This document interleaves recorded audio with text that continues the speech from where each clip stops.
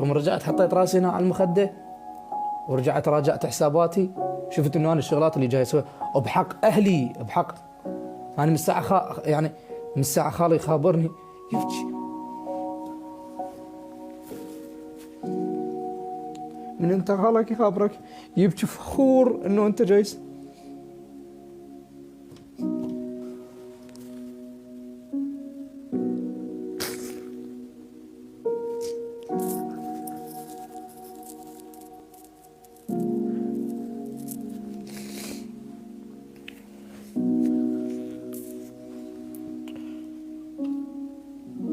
من تشوف اهلك، تشوف اهلك فخورين بيك بشي صدق، مو فخورين مجامله. أو شوف اكو مثل يقول لك القرد بعين امه غزال، امك ايش راح تسوي تقول لك حلو،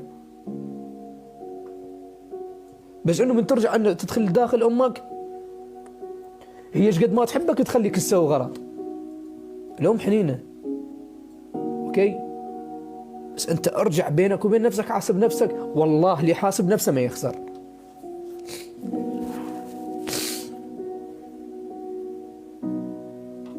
عش اليوم كأنك تموت غدا.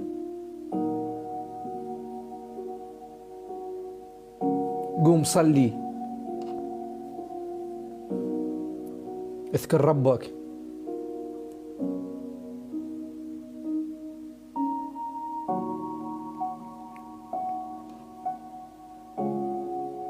واصلحوا بما انفسك. والله العظيم وخلي اقول لكم شيء، مسامح الكل، مسامح الكل، واتمنى يسامحوني.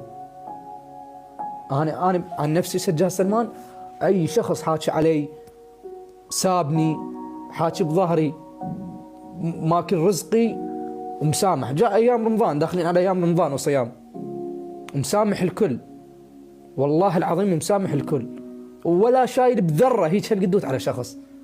بس اتمنى انهم يسامحون. اخاف يوم من الايام اخذتني الغفله وحكيت عليه او شيء او هاي. تمام، ما كانت بنيتي انه اطول هالقد لايف، والله طولت.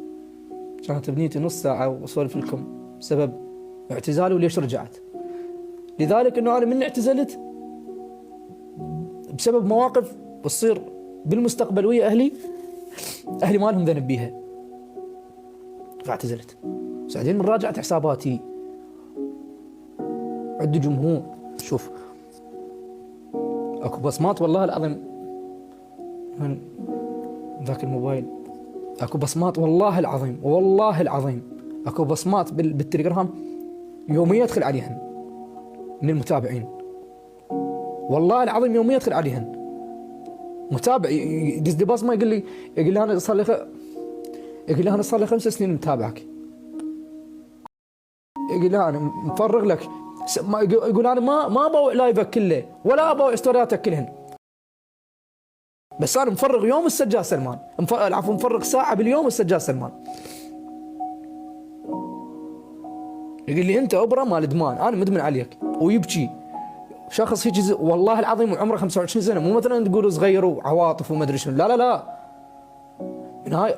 من هذا الشخص يحبك وما تقدم له شيء انت فاشل.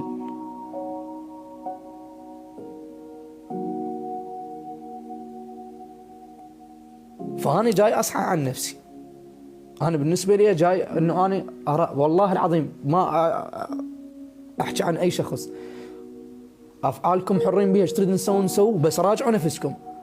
من تلقى نفسك غلطان، من تراجع نفسك وتلقى نفسك غلط، والله العظيم ضميرك يأنبك، والله ما تنام. راجع نفسك صح، والله ضميرك واخ والله العظيم الضمير مني يأنب